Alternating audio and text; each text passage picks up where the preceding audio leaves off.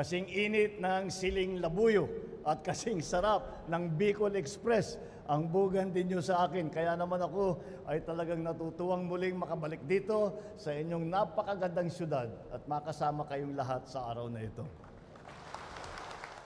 Titiyakin po natin na ang bawat ayuda na ipapamahagi namin ay makakarating sa lahat ng mga pinaka-nangangailangan.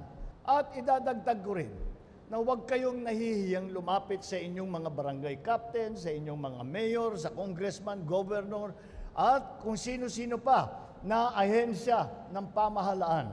Kung nangangailangan kayo ng karagdagang tulong, dahil patuloy din kami nakikipag-ugnayan sa kanila para malaman kung ano pang karagdagang assistance ang maaari naming maibigay. Hindi po ito ang huling pagbibisita ko dito sa Albay. Babalik po kami upang muling kumustahin at alalayan kayo.